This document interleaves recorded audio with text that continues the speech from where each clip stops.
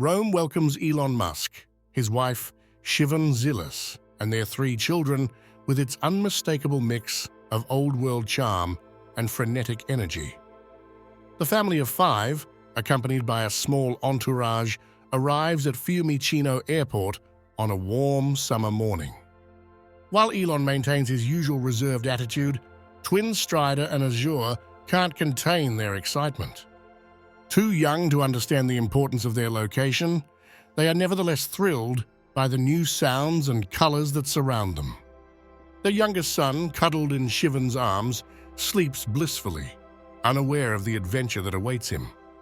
Before proceeding, I ask you all to subscribe and comment with your opinion, or simply with an amen. Let's get back to us. This vacation represents a rare escape from their busy daily routines. Siobhan, a brilliant technology executive, has planned an itinerary that combines relaxation with cultural discovery. Elon, ever the pragmatist, initially hesitated. "I'm not exactly the Vatican type," he joked with a wry smile. But Siobhan insisted we should show children different perspectives, even if they are too young to fully understand them. So here they were, zipping around Rome's cobblestone streets in a discreet black van. Their first stop is the Vatican. Siobhan insisted they visit this city within a city before heading to their luxury destination on the Amalfi Coast. "You can't come to Rome and not see the Vatican," he reasoned. Elon, though indifferent to religious sites, had agreed with little resistance. "Okay, let's see what this is about." The grandeur of St. Peter's Basilica immediately captures Elon's attention. "This is an engineering marvel," he says as he gazes up at the massive dome. Siobhan smiles. "You're thinking about how they built it, right?" "Of course," Elon replies. "No computers, no cranes, just human ingenuity." Their guide, a young woman with great storytelling skills and an expert eye, tells the story of the basilica. Siobhan listens attentively, occasionally pointing out details to the twins, who instead enjoy hearing their footsteps echoing on the marble floor. Elon, always a skeptic, asks scientific questions about the artistic process. "How did Michelangelo paint the Sistine Chapel ceiling without ruining his neck?" he asks. The guide smiles. "Actually, he was standing, leaning on the support structure." Children, meanwhile, are enchanted by the play of light that filters through the large windows of the basilica, creating colorful patterns on the floor. Siobhan lowers himself to their level and asks softly, "Isn't it beautiful?" The twins nod with wide eyes.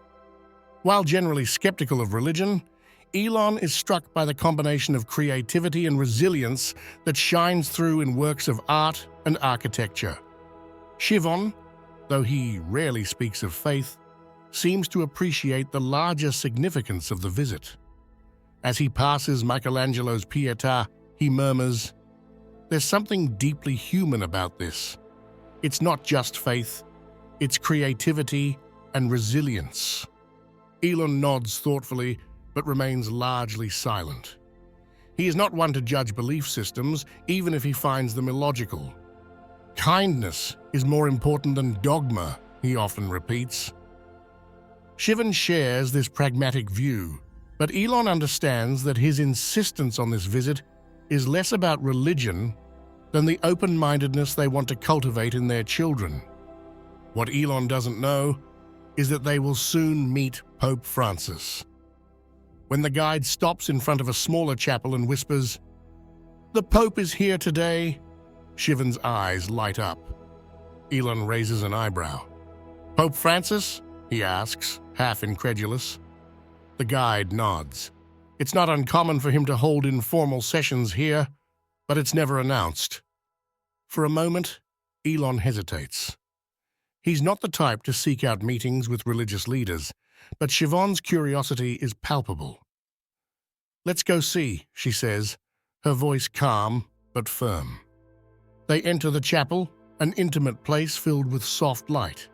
In the center is Pope Francis, in his simple white robes, speaking to a small crowd. The atmosphere is different from the grandeur of the main basilica. Silence and simplicity reign here.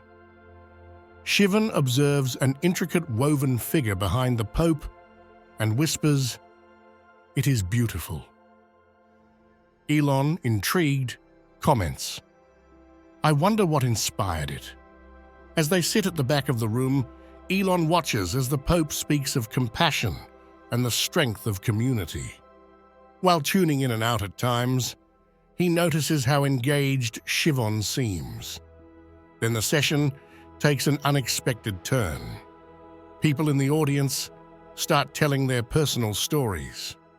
A young woman opens up about her struggle with depression and how she found solace in helping others. An older man shares how he made peace with his son after years of silence.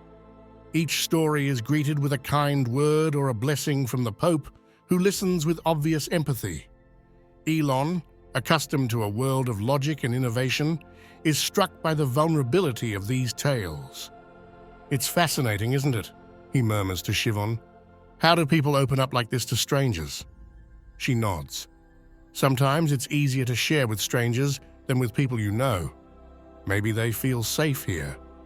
A woman opens up about the loss of her infant daughter and how, after years of grief, she's now expecting a new baby. Elon feels a familiar pain coming back. He lost his first child, Nevada, who died suddenly at just 10 weeks. Although he almost never talks about this tragedy, the memories come flooding back.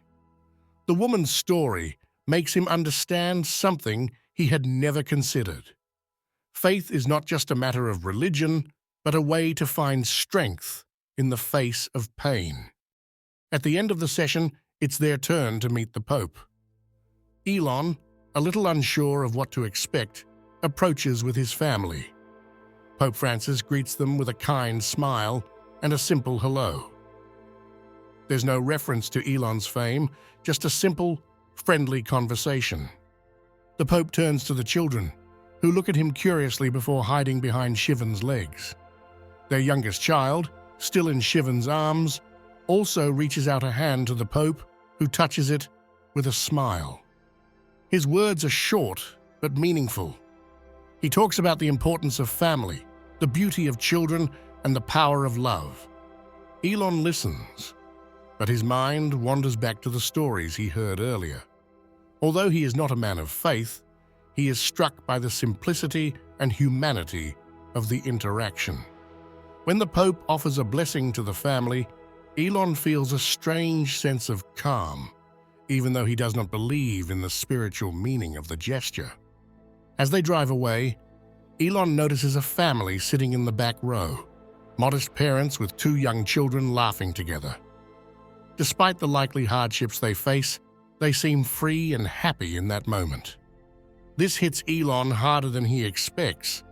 He wonders if faith has the power to provide a kind of refuge, a place where people can leave their worries behind and feel equal. This experience leads him to reflect on something he rarely considers. Not everything in life is about solving problems or building something new. Sometimes it's about letting go, about sharing a sense of humanity. For the first time in a long time, Elon Musk can't help but think about the meaning of religion and the power of human connection.